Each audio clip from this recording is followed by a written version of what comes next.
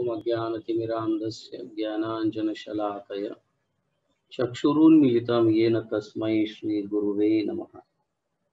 नमो ओम विष्णुपादाय कृष्णप्रेष्ठाय भूतले श्रीमते भक्तिवेदांत स्वामिनिति नामिने।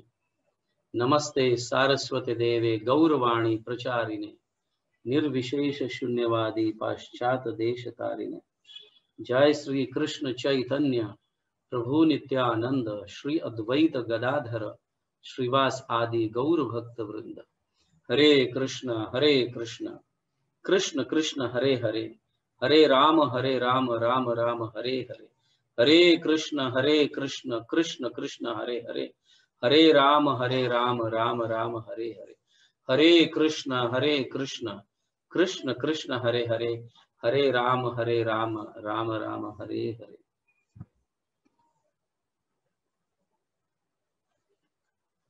सभी भक्तों का स्वागत है। आज से हम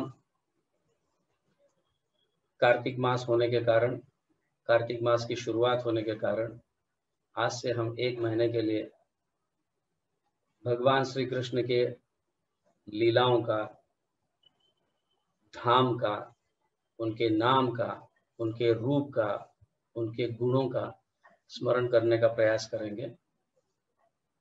तो ये कार्तिक मास जो है इसे ऊर्जा मास कहा गया है और राधा रानी इस मास को बहुत पसंद करती है। जैसे पुरुषोत्तम मास श्री कृष्ण के लिए पसंद है, वैसे राधा रानी को कार्तिक मास बहुत पसंद है। और इस मास में, कार्तिक मास में राधा रानी बहुत बहुत अनगिनत कृपा बरसाती है। जो भी भगवान श्री कृष्ण के नजदीक आना चाहता है तो तुरंत राधा रानी उनके ऊपर कृपा बरसाती है ताकि वो धाम को समझ पाए, कृष्ण को समझ पाए, भक्ति को समझ पाए। तो सर्वप्रथम हम हमारे आचार्य, इस्कॉन संस्थापक आचार्य, हिज डिवाइन ग्रेस एसी भक्ति वेदांत स्वामी श्रील प्रभुपाद के श्री चरणों में प्रणाम करते हैं, साष्टांग दंडवत प्रणाम करते हैं।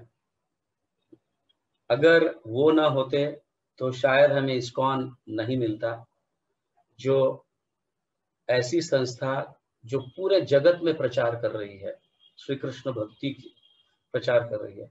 और पूरे जगत से आज के दिन, इस महीने में पूरे जगत से कई भक्त लोग वृंदावन में आते हैं। कुछ 15 दिन के लिए निवास करते हैं, कुछ महीना, पूरा एक मास रहते हैं।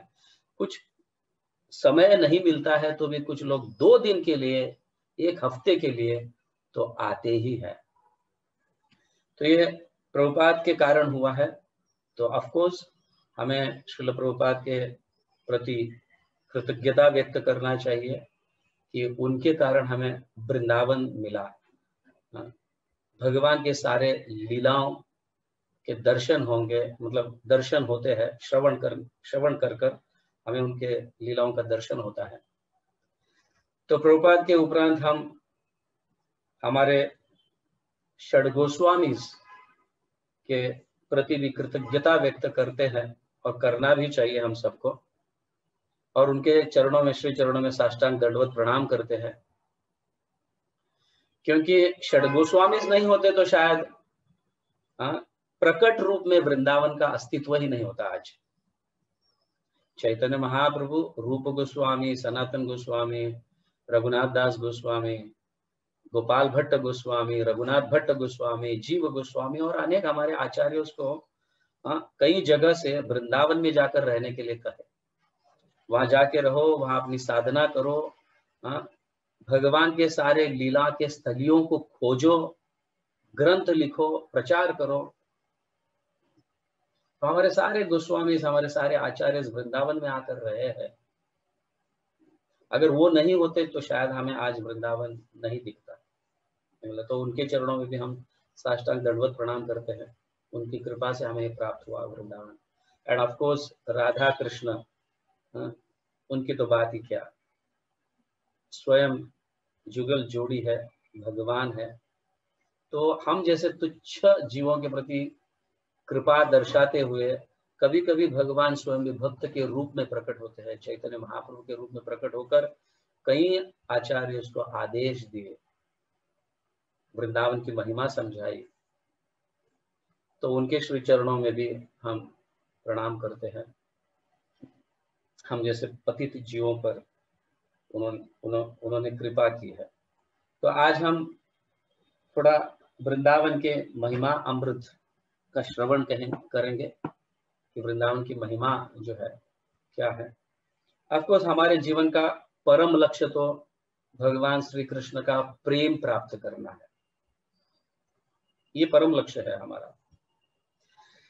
तो श्रील प्रबोधानंद सरस्वती कहते हैं, मेरे अनुसार जीवन का परम लक्ष्य ये है कि अगर हमारे हृदय में हम थोड़ी सी मात्रा में भी वृंदावन के प्रति प्रेम जागृत हो तो हमारा जीवन धन्य हो गया। क्योंकि वृंदावन में प्रत्येक स्थान पर, वृंदावन या ब्रजमंडल पूरे ब्रज में कोई स्थान ऐसे नहीं रहा जहां पे भगवान के श्रीचरण नहीं पड़े होंगे। तो निश्चित रूप से भगवान हर जगह लीला की है, भगवान के श्रीचरण हर जगह मौजूद है। तो धाम का अर्थ ये है, या धाम का अर्थ ये नहीं है कि जहां पे भगवान जन्म लिए, इतना ही नहीं। धाम का अर्थ ये है जहां पे भगवान नित्य निवास करते हैं। भगवान नित्य निवास करते हैं, उनकी शक्ति, उनकी ऊर्जा, उनका नाम, उनका गुण, उनके लीला नित्य रूप में रहते हैं, इसे धाम कहा गया है। तो इस समय, कार्तिक के समय, हम सबको ऐसा वृंदावन महिमा अमृत में कहा गया है कि वृंदावन को जो स्पर्श करता है, कुछ समय के लिए वहां रहता है, वृंदावन को देखता है, तो वृंदावन का स्मरण करता है, वृंदावन के भूमि में नतमस्तक होकर प्रणाम करता है, या किसी भी तरह से अपना मतलब अपना संबंध वृंदावन से जुड़ाता है, he develops relation with Vrindavan, if he develops relation, तो ऐसा कहा गया है कि ये भौम वृंदावन की बात कर रहा हूं मैं, भौम वृंदावन। भौम वृंदावन का अर्थ है, वृंदावन तो ऑब्वियसली धाम में निवास करता है, लेकिन हम जैसे पतित जीवों का उद्धार करने के लिए भगवान स्वयं यहाँ पे धाम लेके आते हैं। और जिस भौतिक जगत में जब धाम की स्थापना होती है उसे भौम वृंदावन कहा गया। तो मैं भौम वृंदावन की बात कर रहा हूं कि उनका स्मरण करना, भौम वृंदावन का स्मरण करना, वहां पे रहना कुछ समय के लिए, वहां पे प्रणाम करना, उस धूलि को अपने सर पर अपनाना, या किसी भी रूप से हम वृंदावन के प्रति हमारा संबंध स्थापित हो, तो ऐसा कहा गया कि ये भौम वृंदावन हमारा हाथ पकड़कर आध्यात्मिक वृंदावन ले जाता है। ये इस भौम वृंदावन की महिमा है। इसीलिए हम एटलीस्ट इस कार्तिक मास में कम से कम जो भगवान ने इस वृंदावन में, इस भौम वृंदावन में जो लीला की है उसका स्मरण करते रहे। क्योंकि वृंदावन जो है, ये भौम वृंदावन या एनी धाम जो है, वो भगवान के स्वरूप शक्ति का विस्तार है, भगवान के स्वरूप शक्ति का विस्तार है। और ये वृंदावन कभी नष्ट नहीं होता। Although it is appearing in this material world, but it is not a part of this material world. आप समझ रहे हैं? तो इस भौतिक जगत में वृंदावन है, बट ये वृंदावन या कोई भी धाम इस भौतिक जगत का भाग नहीं है, ये आध्यात्मिक जगत का भाग है। It is a part of spiritual world. Hence इसलिए जब भी कोई प्रलय होता है, भौतिक जगत नष्ट होता है, या कोई डिजास्टर होता है, तो वृंदावन या धाम पर कोई उसका असर नहीं पड़ता। धाम नष्ट नहीं होता है, भौतिक जगत पूरा कुछ कल्प के उपरांत, या ब्रह्मा जी, ये ब्रह्मा जी चले जाएंगे, दूसरे ब्रह्मा जी आएंगे, ये ब्रह्मा जी चले जाते समय पूरा प्रलय आ जाता है, और उस प्रलय आने पर भी इस भौम वृंदावन पर कुछ असर नहीं होता है, ये नष्ट नहीं होता है, यहाँ पे प्रलय नहीं आ सकता। समझ गया? तो डिस्ट्रॉय नहीं होता है। क्यों? What is the reason? तो ये वृंदावन जो है अनंत शेष धारण किए है, अनंत शेष के अनंत मुख है, अनंत फण है, और सबसे सेंटर वाला जो मुख है, सेंटर वाला जो फण है, और जो सबसे ऊपर है, वहां पे वृंदावन धाम निवास करता है। इसीलिए कोई भी इस भौतिक जगत पर जो भी कुछ प्रलय, डिस्ट्रक्शन, डिसोल्यूशन, व्हाटएवर जो भी होता है, वो वृंदावन धाम पर उसका असर नहीं पड़ता है, क्योंकि वो कुमुद, अनंत शेष का एक मुख है जिसका नाम कुमुद है, उसके ऊपर वृंदावन धाम निवास करता है। तो जब तुलसी महारानी, मतलब तुलसी का दूसरा नाम वृंदे देवी है, वृंदा देवी, तो वृंदा देवी जब वृंदावन में तपस्या कर रही थी, भगवान विष्णु बहुत संतुष्ट हुए। संतुष्ट होकर वृंदावन को वरदान देते हैं, जो भी व्यक्ति इस वृंदावन धाम में आकर थोड़ी सी भी भक्ति करता है या थोड़ी सी तपस्या करता है, तो उसका 1000 गुना, 10,000 गुना फल मिलता है। ऐसा वरदान वृंदावन में भगवान श्री कृष्ण, भगवान विष्णु ने ऐसे तुलसी महारानी के तपस्या को या वृंदा देवी के तपस्या को देखकर संतुष्ट हुए और ऐसे वरदान वृंदावन को दिए। तो आप सोचो कि अगर थोड़ी भी हम भक्ति करते हैं तो भगवान का प्रेम प्राप्त होता है। हिस्ट्री में है ऐसा, जैसे नारद मुनि ध्रुव महाराज को मधुवन में जाकर तपस्या करने के लिए कहा, और सिर्फ 6 महीना तपस्या किया उन्होंने, सिर्फ 6 महीना, और 6 महीने में उन्हें भगवान की प्राप्ति हुई। सतयुग की बात है ये। तो उस समय भी वृंदावन था, इसका अर्थ। तो उन्होंने कहा मधुवन में जाकर आप तपस्या कीजिए। तो ध्रुव महाराज 6 महीने में भगवान की प्राप्ति की तपस्या कर। अम्बरीश महाराज, दुर्वासा मुनि, यहां तक कि नारद मुनि स्वयं भी वृंदावन में तपस्या की, भक्ति की। त्रेता युग में तो भगवान राम के जो छोटे भाई है शत्रुघ्न, उन्होंने तो मथुरा को अपना कैपिटल बना दिया था, राजधानी बना दिए थे, अपने राज्य की राजधानी बना दिया था। So that was also in Brajmandal, Braj में। एंड द्वापर युग में तो भगवान शिव, ब्रह्मा, इंद्र, कई देवता भगवान की लीलाओं का दर्शन करने के लिए यहाँ पे प्रकट हुए द्वापर युग में, वृंदावन धाम में। और कलयुग की तो बात ही क्या है। आप जानते हैं कि चैतन्य महाप्रभु भले कलयुग में ज्यादा समय नहीं रहे, बट अपने सारे आचार्य को यहाँ पे भेजे, यहाँ पे रहने के लिए कहा। वृंदावन के भगवान के सारे जो लीलाएं जो लुप्त हो गई है वृंदावन में, आप जाकर उन्हें उजागर करो, उनको पुनः स्थापित करो, और उनके कारण हमें वृंदावन मिला है।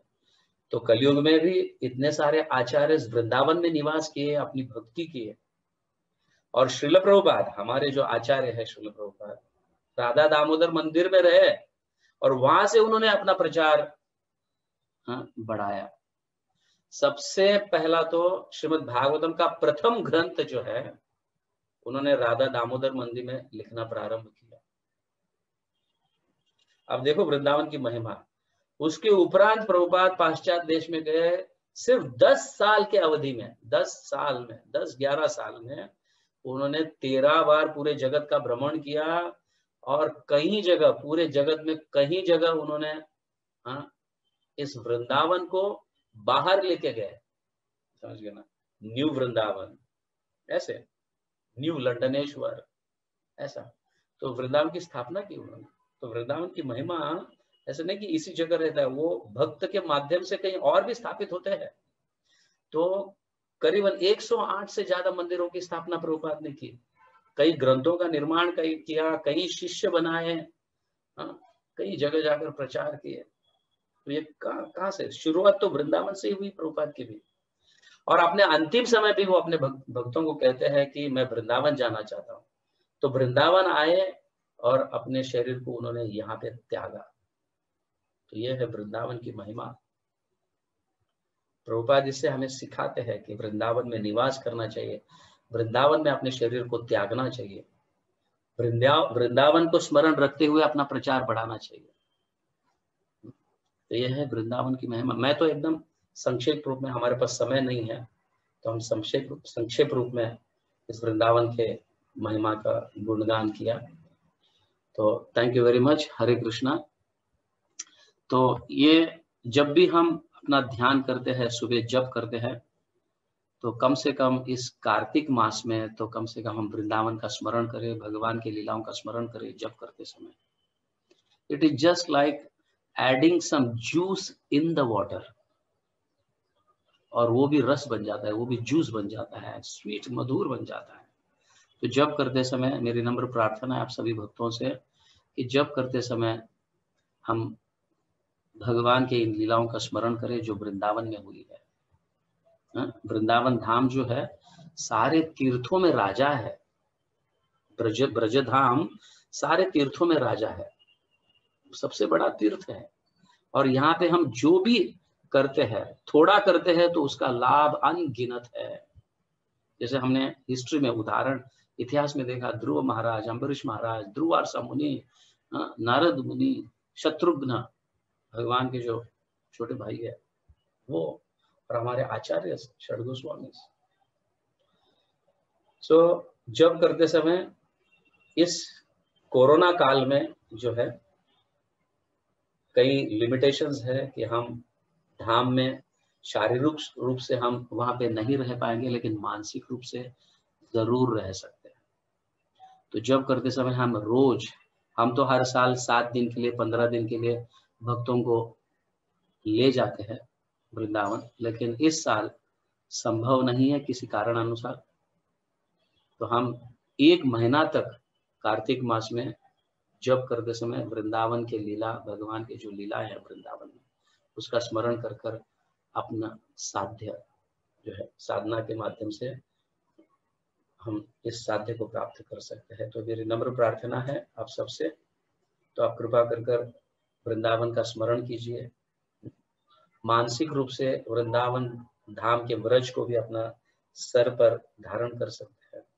तो ऐसे करने मात्र से जो है ये भौम वृंदावन जो है हमें अपना हाथ पकड़कर आध्यात्मिक जगत का वृंदावन में स्थापित कर देती है। Okay, Hare Krishna, thank you very much. Vrindavan Dham की जय, जगत गुरु श्रील प्रभुपाद की जय, गौर प्रेमानंदे, हरि हरि बोल।